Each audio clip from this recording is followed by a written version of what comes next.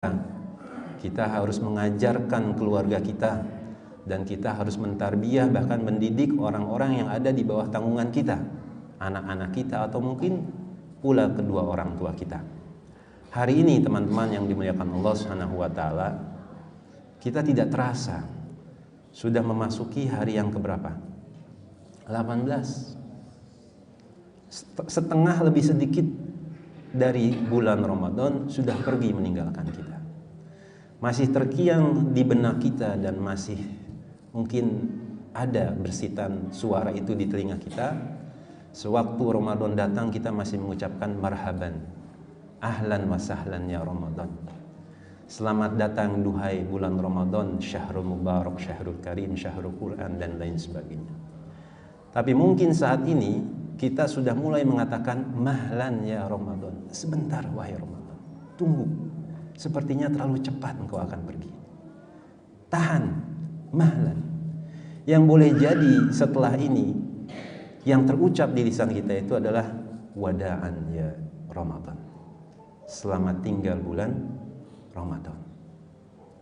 Ikhwatu fillah rahimanallahu wa iyyakum. Setengah dari bulan ini telah pergi meninggalkan kita, dan kita yakin dalam lubuk hati kita itu tidak akan kembali lagi. Gitu ya. Saat ini mungkin kita masih bisa mengatakan mahlan, tapi tak lama lagi kita akan mengatakan wada'an. Ya. Selamat tinggal, sayonara, goodbye gitu. Kalau bahasa anak muda sekarang. Ya.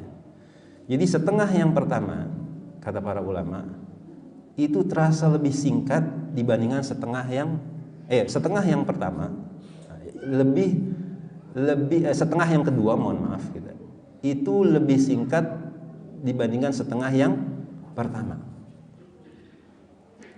Sepertiga yang kedua lebih cepat dibandingkan sepertiga yang pertama. Sedangkan sepertiga yang terakhir itu pun lebih cepat dibandingkan sepertiga yang kedua. Kalau dibagi sepertiga kan 10 kan gitu. Nah kalau dibagi setengah ya seperti itu gambarannya teman-teman sekalian. Oleh karena itu Imam Ibn Rajab Al-Hambali rahimahullah menasihatkan kepada kita terkait dengan keadaan posisi kita saat ini. Kata beliau mengatakan, ya ibadallah syahrul Ramadan qad intasafa. Wahai hamba Allah, bulan Ramadan telah berlalu setengahnya. Faman minkum hasiba nafsahu fihi lillah wantasafa. Maka siapakah di antara kalian yang telah berintrospeksi, ya, menilai dirinya, bermuhasabah, menghitung seberapa banyak amalan yang telah dilakukan di bulan ini dengan penuh kejujuran. Sejauh mana posisi kita saat ini di pertengahan bulan ini? Ya. Rasulullah SAW itu mengatakan kepada kita, masing-masing kita itu punya kedudukan di langit. Kalau kita ingin tahu kedudukan kita di langit seperti apa, lihat posisi Anda sekarang seperti apa. Kalau saat ini di pertengahan bulan Ramadan ternyata diri kita masih terlena dan tersia-siakan, bahkan lalai dengan segala keutamaan yang ada di bulan Ramadan, begitulah Allah memandang kita di langit. Jadi dinilai diri kita teman-teman sekalian. Kemudian beliau mengatakan, siapa di antara kalian yang telah melaksanakan hak bulan Ramadan ini yang telah dia ketahui? Kita semua sudah paham itu. Bahkan sebelumnya sering disampaikan di targib keutamaan bulan Ramadan seperti apa. Tapi sejauh mana kita merealisasikan itu semua? Padahal sebentar lagi Ramadan akan pergi meninggalkan kita. Siapa di antara kalian yang bertekad sebelum pintu surga ditutup untuk membangun kamar-kamar di atas kamarnya di dalam jannah? Semua kita punya keinginan itu teman-teman sekalian. Dan kalian jangan sampai kalian menyangka masih dalam bulan ini, ternyata kenyataannya sedikit dan perlahan bulan itu sudah semakin menjauh dan pergi tanpa terasa. Nah untuk itu teman-teman sekalian, ya, mari kita hitung posisi kita. Sejauh mana kita sudah berbuat untuk mengisi hari-hari kita di bulan Ramadan. Sadar ataupun tidak, sesungguhnya Ramadan secara halus dan tidak terasa membentuk kita, merubah kita, menjadi orang yang lebih baik dibandingkan sebelumnya tanpa kita sadari. Ramadan datang dengan segala keadaannya dan di waktu yang tepat. Allah mengarahkan kita untuk menjadikan kita pribadi yang lebih baik dibandingkan sebelumnya. Allah menghendaki dalam diri kita untuk menghapuskan dan mencuci segala karat yang ada di dalam hati kita atau dosa-dosa kemaksiatan yang mungkin masih menempel di baju-baju kita. Kita nggak menyadari itu. Padahal sepanjang perjalanan Ramadan hingga di pertengahan ini banyak pelajaran yang bisa kita ambil. Sejatinya ternyata Ramadan sedang mendidik kita. Ikhwat fillah rahimanallahu wa iyyakum. Saya akan angkat hal-hal seperti ini kaitannya karena dengan tema Ramadan bulan tarbiyah. Cuman terkadang kita kurang sadar gitu. Kalau kita sedang ditempa dan dibina oleh bulan Ramadan. Kita nggak sadar kalau Ramadan mengajarkan kepada kita bahwa membaca atau menghabiskan 1 juz saja sehari dalam Al-Quran, sehari 1 juz membaca Al-Quran, itu bukanlah sesuatu yang menyulitkan bagi diri kita. Betul tidak? Betul.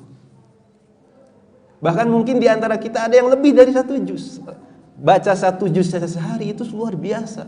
Pencapaian yang luar biasa kalau dibandingkan sebelumnya di luar bulan Ramadan. Yang kalau kata orang Cimanglit, boro-boro mungkin mushaf itu dibuka gitu. Tapi di bulan Ramadan kita menemukan diri kita melewati bacaan sebanyak 1 juz itu bukan sesuatu yang sulit, bukan sesuatu yang tidak mungkin. Tapi kenapa itu semua tidak bisa kita lakukan sebelumnya? Karena boleh jadi kita terlalu disibukkan dengan dunia. Hidup kita jauh dari Al-Quran. Kita tahu Al-Quran itu adalah petunjuk bagi kehidupan kita yang menghindarkan kita dari kesesatan dan kesempitan.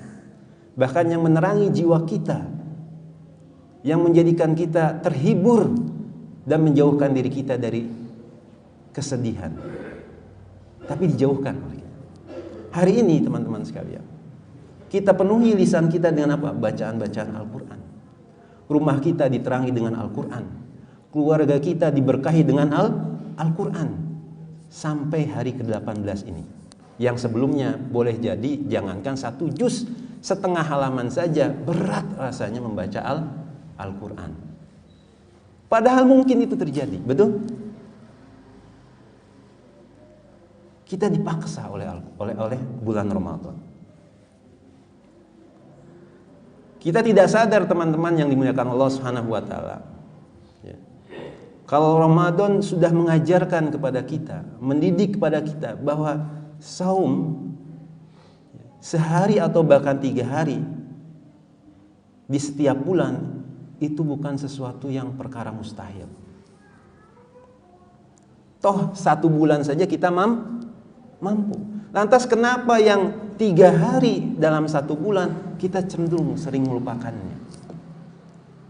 Kita cenderung seringlah lalai. Jangankan saum Daud, saum 3 hari di pertengahan bulan saja untuk memaksakannya susah sekali.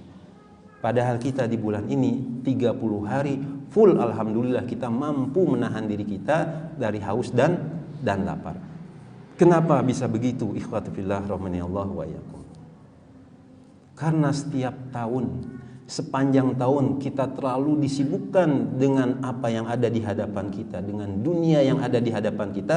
Kita lupa dengan tujuan apa kita diciptakan oleh Allah Subhanahu wa taala. Kalau seandainya kita sadari itu semua, kita tahu keutamaan yang ada di dalam saum. Jangankan di bulan Ramadan, di luar bulan Ramadan itu akan menjadikan apa? Kerinduan kita, nikmatnya saum di bulan Ramadan itu dibawa ke bulan-bulan yang lainnya. Akan dibawa ke bulan-bulan yang lainnya di luar bulan Ramadan. Setelah Syawal ada 6 hari, saum di bulan Syawal. Setelah itu mungkin saum Senin Kamis, ada juga saum Daud, atau paling tidak 3 harilah di pertengahan bulan saum sunnah. Kita sudah merasakan itu. lezatnya ibadah saum itu seperti apa.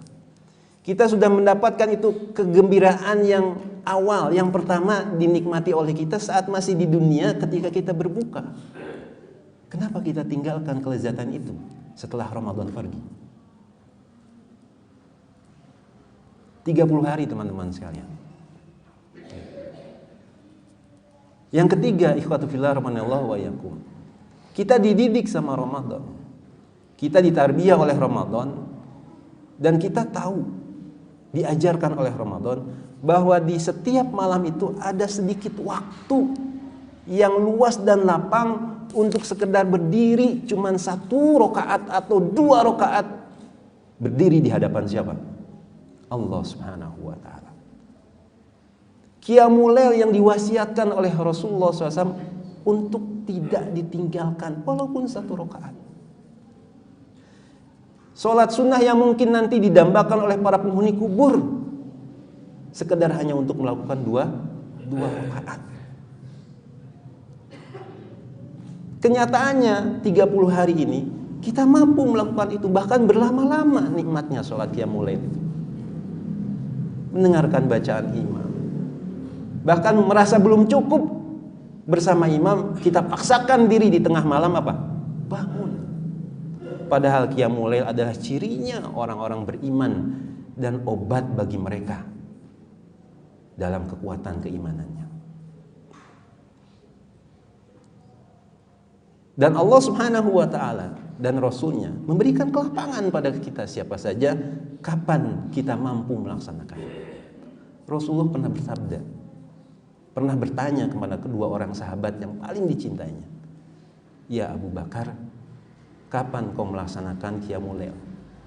"Saya melaksanakannya di awal waktu ya Rasulullah." "Dan kau Umar, kapan kau melaksanakan qiyamul lail?" "Saya melaksanakannya di sepertiga malam." Dua-duanya dipuji sama Rasulullah SAW. Orang ini yang pertama nih, Abu Bakar, melaksanakan agamanya dengan penuh kehati-hatian. Sedangkan orang ini yang kedua, ya, melaksanakan agamanya dengan penuh keseriusan, kesanggupan, kekuatan. Ukur diri kita saat ini. Tidak ada yang tidak mungkin. Toh ternyata selama 18 hari ini kita mampu melaksanakan sholat malam. Antum semua, kita semua merasakan itu, merasakan nikmatnya itu. Betul tidak? Iya kan? Dan malam itu masih berlaku setelah Ramadan pergi, masih ada. Ada kesempatan bagi kita untuk apa? Melaksanakan itu. Ya.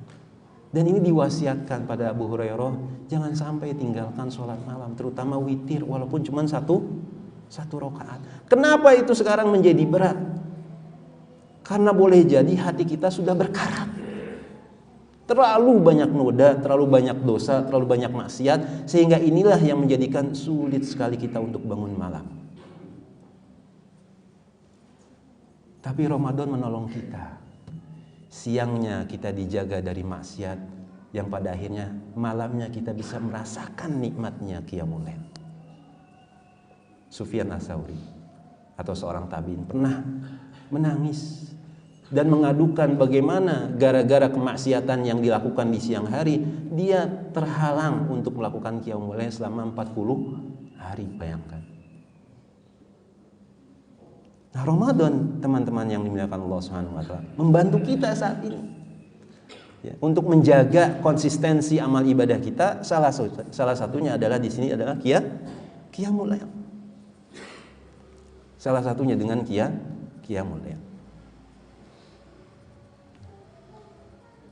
Teman-teman yang dimuliakan Allah Subhanahu wa taala, Ramadan mengajarkan kita bahwa kita ini mampu untuk meninggalkan segala sesuatu yang terlarang di siang hari karena Allah Subhanahu wa taala.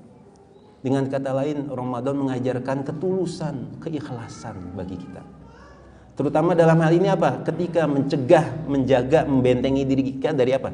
Dari hal-hal yang menggugurkan saum kita atau banyaknya kemaksiatan.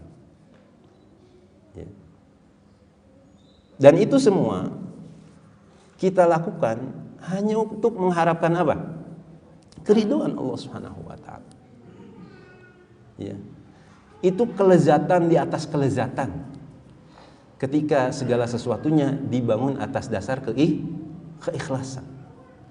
Dan kita mampu melaksanakan itu bukan dikarenakan kita lemah untuk meninggalkan kemaksiatan itu ketika di luar bulan Ramadan, tapi boleh jadi kita ini semua pengecut. Ini sindiran dari para ulama. Padahal di Ramadan kita mampu. Kenapa ketika di luar Ramadan kok kita nggak mampu?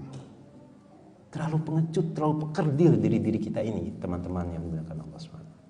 Padahal kalau segala sesuatu, ketulusan ini kita teruskan di luar bulan Ramadan, itu luar biasa. Ya, sampai kata ulama bilang, kadar keikhlasan itu sangat penting dan sangat mulia sekali nilainya. Terkadang Allah menjadikan sesuatu yang kecil menjadi besar dikarenakan keikhlasan. Tapi tidak sebaliknya. Tanpa keikhlasan sesuatu yang besar nilainya menjadi apa? Kecil di hadapan Allah Subhanahu wa taala. Bahkan boleh jadi dengan keikhlasan semua dosa yang ada dalam diri kita nanti di yaumul hisab, baik yang kecil ataupun yang besar, diampuni sama Allah Subhanahu wa taala. Teman-teman sekalian pernah mendengar hadis bitaqah, saya yakin itu. Ketika didatangkan hamba Allah Subhanahu wa taala, lalu dihamparkan segala catatan amalnya sepanjang mata memandang dan ditampakkan pada dirinya. Ata'rifu dzanban hadza, ata'rifu dzanban kadza. Kamu ingat dosa kamu ini. Kamu ingat dosa kamu ini. Sampai si hamba itu tidak bisa berkutik dan terbesit dalam dirinya, celaka aku. Celaka. Pasti akan celaka. Apa kata Allah Subhanahu wa taala? Apakah engkau memiliki satu kebaikan? Aku tidak memiliki kebaikan apapun ya Allah. Kata Allah, tidak, kamu punya satu kebaikan. Lalu didatangkan kepadanya apa? Bitaqah, yang bertuliskan kalimat La ilaha illallah. Ketika ditimbang, semua kejelekannya terkalahkan. Keikhlasan, ketulusan yang sekarang diajarkan oleh Ramadan kepada diri kita dalam setiap perilaku kita, termasuk di dalamnya ketika menahan diri dari segala kemaksiatan. Dan kita mampu, teman-teman sekalian. Yang ngantuk silahkan ngambil air wudhu. Ya, memang kalau lagi jam-jam segini paling enak, apalagi habis sahur, gitu kan? Tapi perjuangan itu, antum sedang berjuang insya Allah. Kemudian yang berikutnya, teman-teman yang dimuliakan Allah Subhanahu wa taala. Ya. Ramadan mengajarkan pada kita bahwa sedekah itu, kesempatan untuk bersedekah begitu luas dan itu terbuka di sepanjang tahun. Dengan segala kemungkinan dan kemampuan yang kita miliki, kita bisa memberikan kebaikan dan memberikan manfaat kepada sesama saudara kita, meskipun kecil. Betul tidak? Meskipun kecil. Meskipun mungkin kita memandangnya itu tidak seberapa, tapi tadi yang saya katakan itu bisa bernilai besar di sisi siapa? Allah Subhanahu wa taala. Tidak perlu kita harus disentil oleh Allah Subhanahu wa taala ya setelah ini dengan ikut merasakan kelaparan orang-orang yang miskin. Enggak perlu sebetulnya. Cukup bagi kita motivasi dan janji dari Allah Subhanahu wa taala tanpa harus merasakan bagaimana kepedihan kelaparan mereka. Karena di balik ibadah sedekah ada kebaikan yang lapang. Siapa di antara kita yang tidak ingin ditolong sama Allah Subhanahu wa taala? Ada tidak? Tidak mungkin. Semua kita ingin ditolong sama Allah Subhanahu wa taala. Maka tolonglah saudaranya. Di saat nanti suatu hari yang tidak ada naungan selain naungan Allah Subhanahu wa taala, mungkin karena asbab sewaktu di dunia kita meringankan kesulitan saudara kita, maka di saat itu pula kita diringankan oleh siapa? Allah Subhanahu wa taala. Luar biasa teman-teman sekalian, makanya saya terharu sekali melihat kegiatan teman-teman sampai iftar on the road dan segala macam. Itu luar biasa. Ya. Tapi jangan sampai setelah Ramadan pergi nggak ada lagi. Ya. Jadi kegiatan sosialnya cuma di Ramadan doang selesai gitu. Enggak. Ayo bantu diri kita. Bukan untuk membantu mereka sebetulnya, tapi membantu diri kita di hadapan Allah Azza wa Jalla. Ikhwatu fillah rahimanallahu wa iyyakum. Kemudian Ramadan mengajarkan kita bahwa setiap pagi kita datang ke masjid untuk sholat subuh berjamaah bukan sesuatu yang sulit. Betul? Alhamdulillah. Ya. Kalau di luar bulan Ramadan mungkin ini cuma 2 shaf nih di Masjid Ali ini. Tapi sekarang Masya Allah sampai 5-6 shaf. Dan ini Alhamdulillah di hari ke-18 masih apa? Masih bertahan. Tapi biasanya di kebanyakan masjid itu mulai sudah apa tuh? Kayak air pasang surut gitu. Merepet lagi ke depan. Ya. Ini harus dipertimbangkan dan dipertahankan. Dan ternyata kita dimudahkan oleh Allah Subhanahu wa taala. Ya. Untuk bisa datang hadir ke masjid untuk sholat subuh itu bukan perkara susah yang dibisikkan sama setan. Udahlah tidur aja dulu, waktu masih panjang, imam belum datang, qomat belum dikumandangkan, santai aja gitu ya. Ternyata enggak. Kita bisa memaksakan diri kita. Kita betul-betul memahami dan meyakini bahwa sholat subuh itu persis seperti yang dikatakan oleh muazin, khairu minan naum. Lebih baik dibandingkan tidur kita. Terasa nggak itu teman-teman sekalian sekarang? Gitu ya. Kemudian Ramadan juga mengajarkan kita melangkah ke masjid sesuatu yang mudah. Bukan sekedar mudah, tapi kenikmatan tersendiri, kelezatan tersendiri yang Allah tumbuhkan dalam kolbu kita. Bukan sesuatu yang susah, bahkan kita meyakini tidak ada kebahagiaan kecuali ketika kita melangkah di masjid dan duduk bersama Allah Subhanahu wa taala untuk berzikir, sholat, membaca Al-Quran dan lain sebagainya. Maka datang ke masjid adalah sesuatu perbuatan yang termasuk dicintai oleh siapa? Para sahabat. Ya.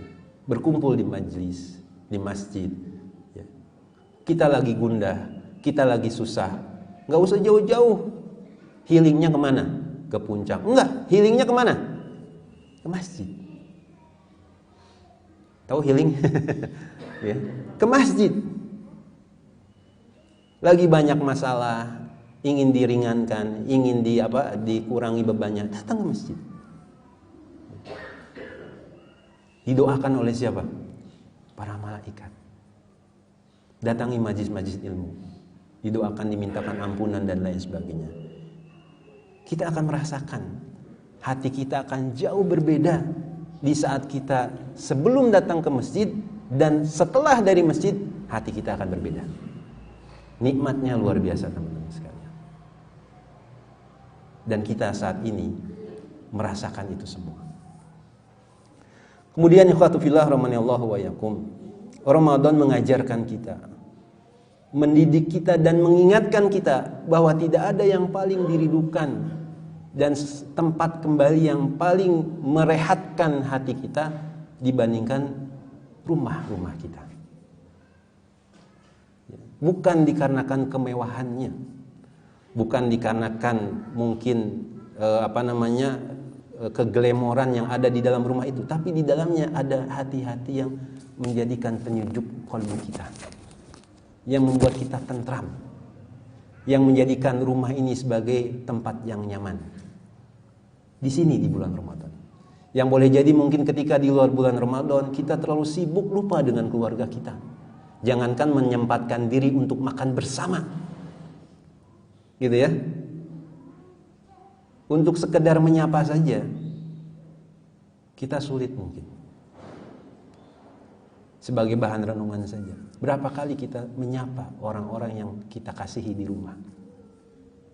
Sekedar menyatakan, saya rindu sama Umi. Saya rindu sama anak saya. Berapa kali itu? Tapi di Ramadan kita dipaksa membangunkan istri-istri kita, membangunkan anak-anak kita, duduk bersama di meja makan untuk mengharapkan keberkahan sahur dari Allah Subhanahu wa taala.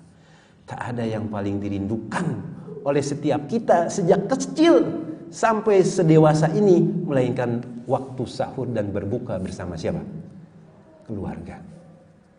Maka keluarga adalah tempat yang paling nyaman. Ramadan mengingatkan kita untuk membentuk keluarga kita menjadi keluarga yang mencintai ibadah kepada Allah Subhanahu wa taala. Ramadan mengajarkan kepada kita untuk mendidik anak-anak kita mencintai amal soleh. Bahkan di saat-saat terakhirnya Rasulullah SAW menghidupkan malam-malam iktikafnya bersama keluarganya. Ramadan menjadikan keluarga kita untuk bisa terus bertemu dan berkumpul hingga di jannah Allah Subhanahu wa taala. Tak ada lagi kebahagiaan seperti ini, teman-teman sekalian. Saat kita berkumpul bersama di dunia menjalankan ketaatan, tapi nanti di akhirat dikumpulkan kembali sama Allah di dalam surga. Coba dibayangkan. Kenapa kita tidak pertahankan nuansa dan perasaan seperti ini? Kenapa kita tidak pertahankan kepedulian dan kasih sayang kita terhadap keluarga kita untuk menanamkan nilai-nilai ketaatan pada Allah Subhanahu wa taala? Ramadan mengajarkan dan mendidik kepada kita bahwa memberikan semangkuk makanan untuk tetangga kita itu adalah kebahagiaan tersendiri, yang sebelumnya mungkin jarang kita lakukan. Tapi di Ramadan ini walaupun sekedar kuah, kita mau berbagi dengan siapa? Tetangga yang ada di sebelah kita. Dan yang terdekatlah yang paling berhak mendapatkan apa? Kebaikan kita. Sebagaimana ketika kita mendapatkan makanan dari tetangga kita, seperti layaknya menerima apa? Surat cinta.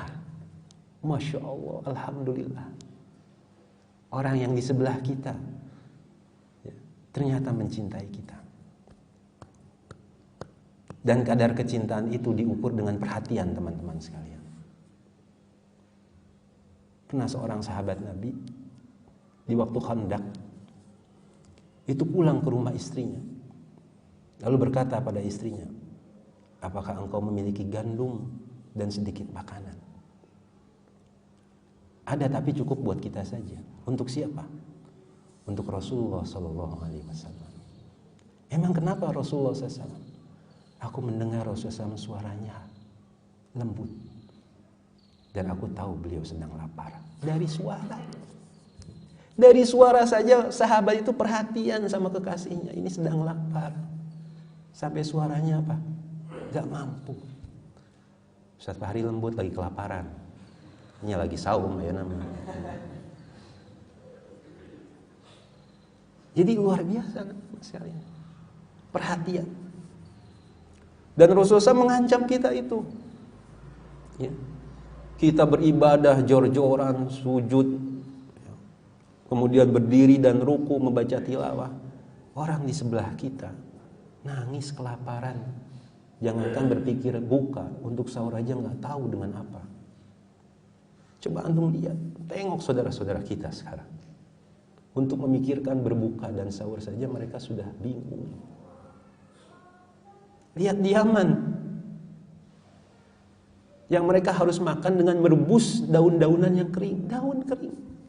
Tapi terpaksa dimakan untuk sahur dan buka mereka. Di Yaman, teman-teman sekalian. Kita di sini, alhamdulillah, masih banyak pasukan iftar, itu luar biasa. Tapi kita diajarkan oleh Ramadan untuk berbagi, terutama dengan siapa? Orang yang ada di sebelah kita, tetangga kita. Qatubillah rahmanallahu wa yakum. Dan yang terakhir,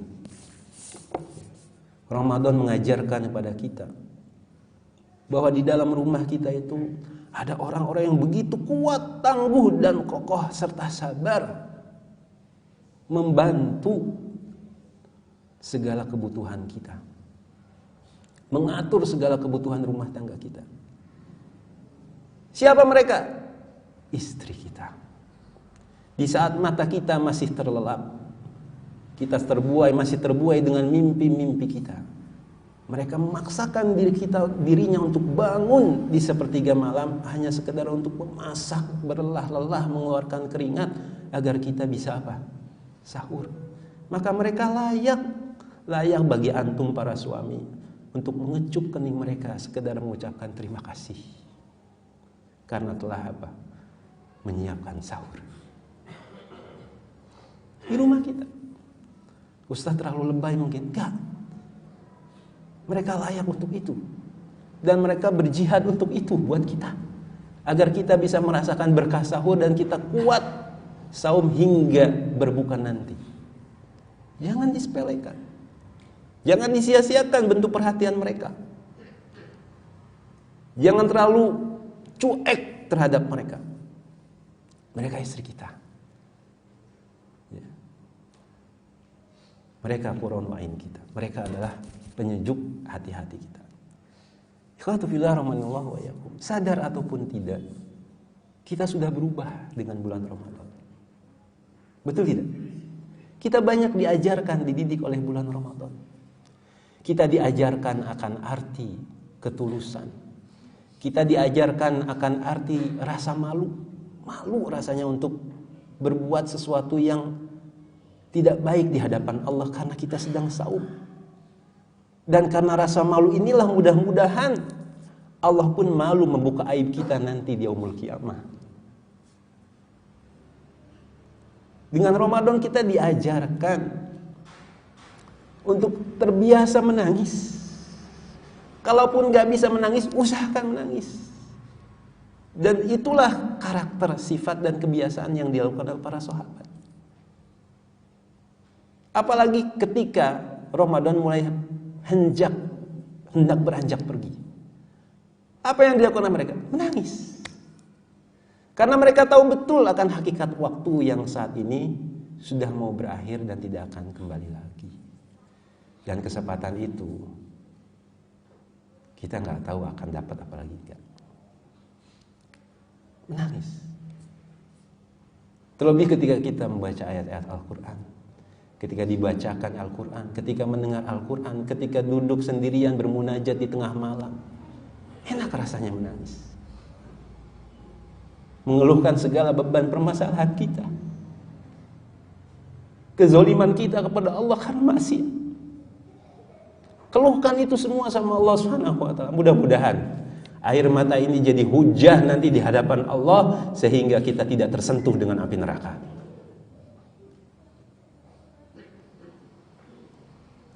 Ramadan mengajarkan kita ikhwata fillah rahimanallahu wa iyyakum untuk terus bermuhasabah. Karena begitulah makna dan hakikat dari perputaran waktu. Dan seharusnya seperti inilah kita melewati hari-hari kita. Bukan sekedar di Ramadan, juga di luar bulan Ramadan. Kita diberikan kesempatan oleh Allah berupa waktu. Dan waktu itu adalah bagian dari nyawa kita yang sewaktu-waktu akan apa? Akan diambil. Hakikat seperti inilah teman-teman sekalian, pemahaman seperti inilah yang menjadikan pada akhirnya para sahabat betul-betul mengisi kehidupannya dengan sesuatu yang berkualitas sekali. Tidak pernah terpikirkan dalam benak mereka untuk tidak beribadah kepada Allah Subhanahu wa taala. Pemahaman seperti inilah yang menjadikan mereka betul-betul mengerti betul akan tujuan mereka diciptakan untuk apa? Untuk ibadah, bukan yang lainnya. Untuk saum, untuk qiyamul lail, untuk membaca Al-Quran, untuk bersedekah, untuk haji, untuk umroh. Bukan untuk yang lainnya, untuk itu kita diciptakan. Dan mereka tahu betul kesempatan itu akan berakhir. Sehingga apa? Menjadikan mereka termotivasi untuk mengisinya dengan amal saleh. Maka mereka sering diingatkan oleh Rasulullah SAW, aksiru zikro hazimil lazat. Perbanyak oleh kalian sang pemutus kelezatan. Dunia yang kita isi ini akan diputus dengan segala kelezatannya, yaitu dengan apa? Kematian. Zikir yang Rasulullah SAW tidak menyebutkan kepada kita kapan waktunya, bilangannya berapa, kalimatnya seperti apa, semua dikembalikan kepada kita perenungannya. Kapan saja, bagaimana bentuknya, baik mendengar, melihat, menelaah, merenungkan tentang hakikat kematian. Sehingga fluktuasi mengingat kematian semua kembali kepada kadar keimanan kita semua, teman-teman sekalian. Dan sejauh mana pemahaman kita terhadap waktu yang diberikan oleh Allah Subhanahu wa taala kepada kita. Kita terlalu jauh dengan kebiasaan itu, padahal kebiasaan mengingat kematian itulah yang menjadi ciri para sahabat. Amr bin As. Saya akan sedikit cerita di sini, teman-teman sekalian. Amr bin As pernah melewati seorang yang meninggal atau melewati sebuah kuburan. Lantas apa yang dia lakukan? Dia langsung melakukan sholat 2 rakaat. Sampai para sahabatnya bertanya, ini adalah sesuatu yang tidak biasa engkau lakukan. Apa jawaban beliau? Ketika aku melewati kuburan, aku melihat dan mengingat sesuatu yang diangankan dan diharapkan oleh mereka. Maka aku bergegas untuk melaksanakan itu. Berharap itu menjadi kesempatan bagi diriku. Apa angan-angan penghuni kuburan? Cuman untuk sholat. Dan diceritakan di dalam Al-Quran. Fa'asaddaqo aku minas sholihin. Saya akan bersedekah dan menjadi orang soleh. Ciri para sahabat itu banyak mengingat kematian.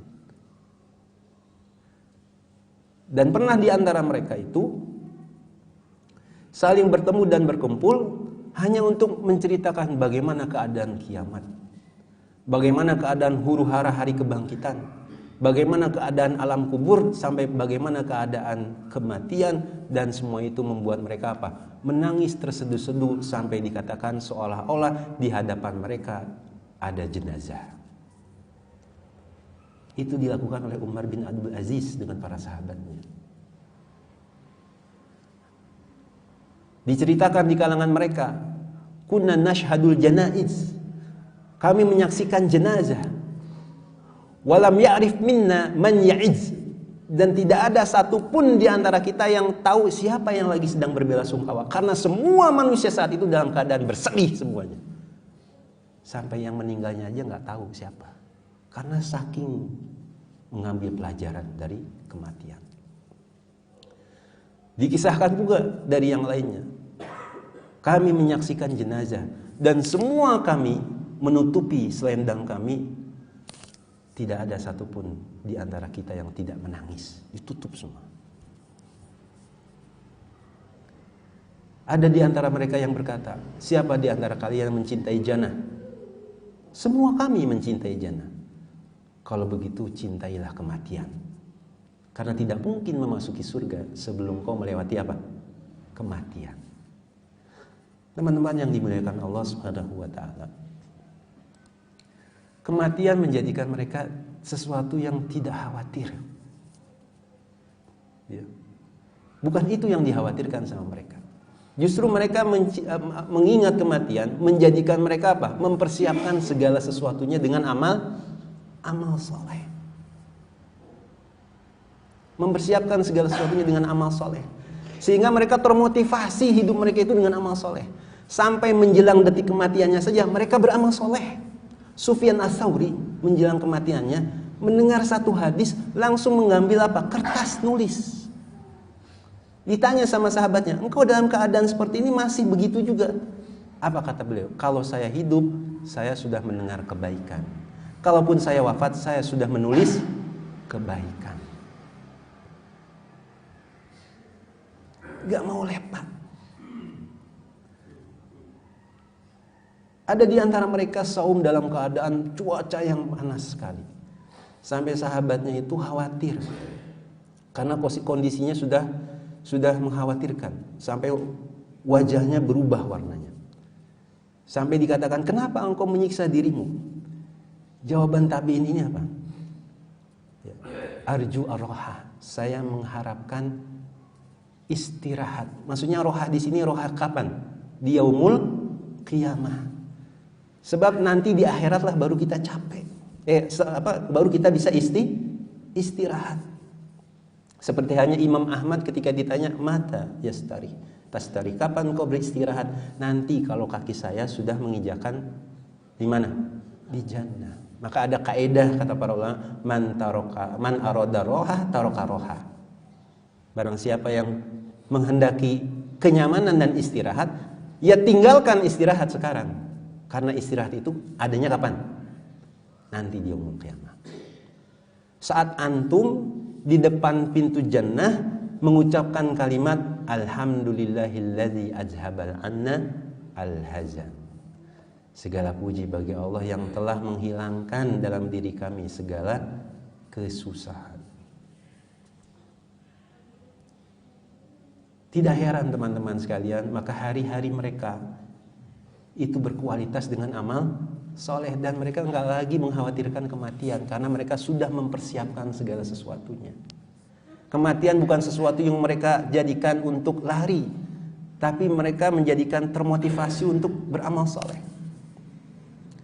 Kematian yang menjadikan mereka menguasai segala penjuru dunia untuk menanamkan nilai-nilai Islam dan menebarkan hidayah di muka bumi. Sampai Khalid bin Walid di depan Kaisar Persia mengatakan, "Ji'tuka birijalin yuhibbunal maut kama antum tuhibbunal hayah." Aku datang kepada engkau, wahai orang kafir, dengan orang-orang yang mencintai kematian sebagaimana kalian mencintai kehidupan. Jadi para sahabat itu udah biasa kalau ada yang mau meninggal, absyir, absyir, absyir, bergembira dengan kematian. Kenapa? Engkau akan bertemu sama Allah, bertemu sama Rasul, akan masuk ke dalam jannah, bertemu dengan bidadari. Enggak ada yang takut. Paham betul dengan hakikat waktu. Maka pelajaran-pelajaran tadi teman-teman sekalian, seharusnya masih bisa bertahan walaupun Ramadan sudah mulai beranjak pulang. Karena beribadah kepada Allah, menumbuhkan perasaan tadi, itu masih bisa kita lakukan walaupun di luar bulan Ramadan. Karena kewajiban beribadah kepada Allah terus sampai kematian menjemput kita. Tidak ada yang ditangisi oleh mereka ketika wafat, melainkan kesempatan untuk beribadah. Teman-teman sekalian, para sahabat itu luar biasa. Abu Bakar itu terkenal orang yang paling banyak saum. Rasulullah SAW bertanya, ma asbaha minkumul yaum shaiman. Siapa yang pagi ini di antara kalian saum? Apa jawaban Abu Bakar? Ana. Tidaklah wafat Abu Bakar, melainkan beliau terkenal dengan orang yang banyak melakukan saum. Begitu juga Umar bin Khattab, mati dalam keadaan saum. Aisyah pun terkenal, ya, istri Rasul yang paling banyak melakukan saum. Bahkan Hafsah binti Umar, Hafsah, ketika ditalak oleh Rasulullah SAW, Jibril datang, raji Hafsah, ya, rujuk Hafsah, balik lagi sama Hafsah. Kenapa? Fa innaha sawwamah qawwamah. Allahu Akbar. Karena Hafsah itu adalah wanita yang sawwamah wa qawwamah, yang banyak melakukan saum dan banyak melakukan qiyamul lail. Wa innaha zaujatuka fil jannah, dan dia adalah istrimu nanti di jannah. Abu Talha itu dulunya sahabat yang terkenal jarang saum. Kenapa? Karena ketika di masa Rasulullah SAW tugasnya cuma perang. Jadi teman-teman, masing-masing kita punya porsi dan jangan dikecewakan. Anak tugasnya cuma di sini, Ustaz. Iya, tugas antum situ. Walaupun antum belum bisa beramal di sisi yang lain, tapi ini masalah penting. Gitu ya. Karena terlalu banyak berperang sampai jarang sekali saum. Tapi ketika Rasulullah SAW wafat, para sahabat bersaksi, tidak ada satu hari pun yang dilewati oleh Talha melainkan dia dalam keadaan saum. Abdullah bin Zubair yang menjadi saksi adalah ibunya. Siapa? Asma binti Abi Bakar. Dikatakan dia adalah sosok yang paling banyak melakukan saum, qawamul lail wasawamun nahar. Bahkan dikatakan hamamul masjid. Dia adalah orang yang banyak melakukan qiyamul lail dan banyak melakukan saum. Yang menceritakan ibunya, yang Asma binti Abi Bakar pun banyak melakukan saum. Ini bagaimana ceritanya bisa seperti ini? Ayahnya, suaminya, istrinya, bahkan anaknya semua mencintai ibadah sama Allah Subhanahu wa taala. Semuanya mencintai ketaatan pada Allah Azza wa Jalla. Sampai mereka takut sekali kehilangan itu. Kenapa? Karena mereka tahu tujuan akhirnya. Bukan kegembiraan sewaktu berbuka yang hanya sekedar mereka harapkan, tapi nanti kegembiraan saat bertemu siapa? Allah Azza wa Jalla. Maka Abu Hurairah mengatakan, hal adullukum ala ghanimatil baridah. Maukah aku tunjukkan pada kalian perbendaharaan ghanimah, harta yang menyejukkan. Karena nanti di akhirat, di yaumul qiyamah, itu panas dan menghauskan sekali kerongkongan kita. Mahiyya, apa itu? As-saum fi syata, saum di saat teriknya musim. Hirs teman-teman sekalian, semangat beramal soleh. Karena kelezatan itu dirasakan oleh para sahabat. Dan mereka betul-betul menjaga. Jika ada di antara mereka yang saum, mereka banyak menempatkan dirinya di mana? Di masjid. Untuk apa? Membersihkan saum kami. Bukan nongkrong di mall, menghabiskan saumnya di pasar, atau cucuraknya di mall, nggak ada. Justru membersihkan saumnya di mana? Di masjid, untuk supaya bisa diterima sama Allah Subhanahu wa taala. Khawatirullah rahmanallah wa yakum. Mereka menangis. Baka Amir bin Abdullah indal maut. Amir bin Abdullah menangis ketika hendak meninggalnya. Faqila lahu ma yabki? Apa yang membuat menangis? Apa beliau katakan? Hadzal maut ghayatus sa'i. Maut itu adalah tujuan orang-orang yang hidup. Wa inna lillahi wa inna ilaihi raji'un. Kita akan kembali kepada Allah Subhanahu wa taala. Wallahi ma abki juz'an atau jaza'an minal maut. Demi Allah, tidaklah aku menangis karena khawatir tentang kematian. Tetapi aku menangis ala harin nahari wa bardil lail. Aku menangisi teriknya siang hari dan dinginnya malam. Menangisi nikmatnya saum dan nikmatnya sholat malam. Seolah itu tidak ada lagi kesempatan yang akan dilakukan. Ada seorang salafus saleh menangis dengan tangisan amat luar biasa di saat menjelang wafatnya. Lalu dikatakan kepadanya, apa yang membuatmu menangis? Ma abki illa ala ayyasum as-saimina lillah walastu fihi. Tidaklah aku menangis melainkan terhadap saum orang-orang yang saum kepada Allah, sedangkan aku tidak termasuk golongan mereka.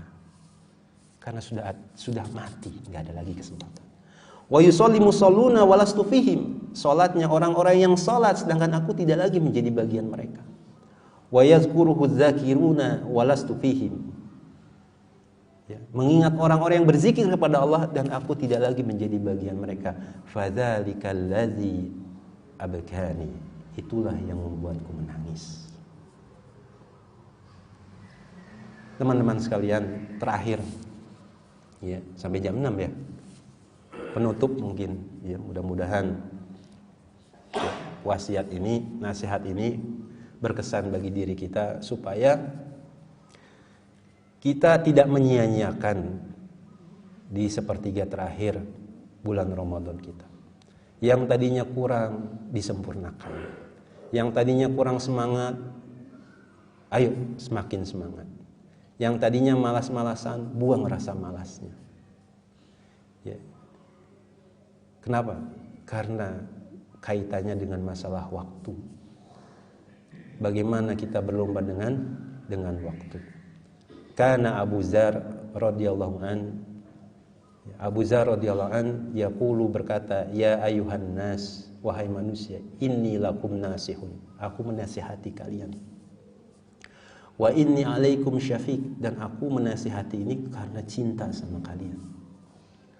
Sallu fi zulumatil lail li wahsyatil qubur. Salatlah di kegelapan malam. Untuk apa? Kengerian nanti alam kubur. Kita diberikan kesempatan ini. Malam-malam kita diisi dengan tarawih. Mudah-mudahan dengan seperti itu kubur kita menjadi terang, diluaskan oleh Allah Subhanahu wa taala. Wasumu fid dunya li hari yaumin nusyur. Saumlah di dunia untuk panasnya, teriknya nanti di hari kebangkitan. Wa tasaddaqu mukhafata yaumin asir. Bersedekahlah ya, untuk menjaga dan mengkhawatirkan di hari kerugian, maksudnya nanti gitu ya, di hari kiamat.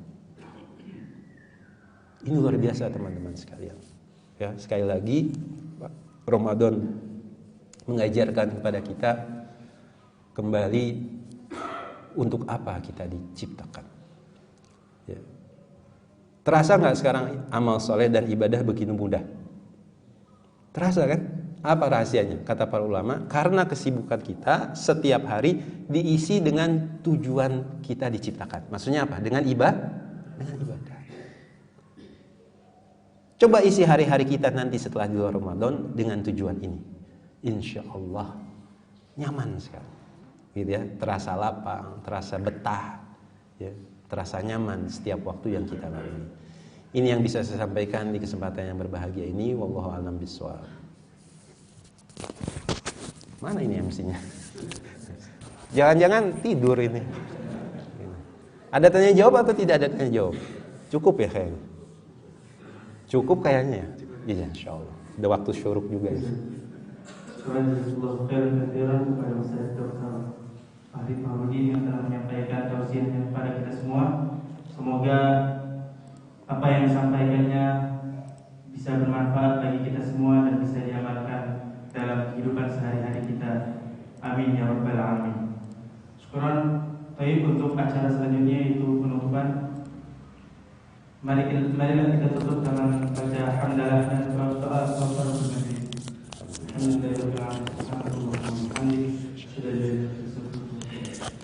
Saya sebagai pembawa acara untuk mengakhiri. Assalamualaikum warahmatullahi wabarakatuh.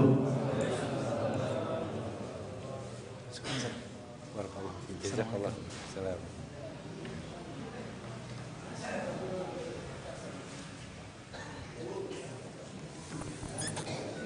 Maka bareng Pak Tetep.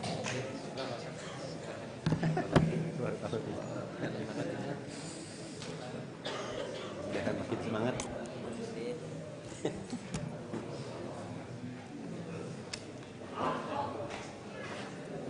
Siapa Depok? Bener ya.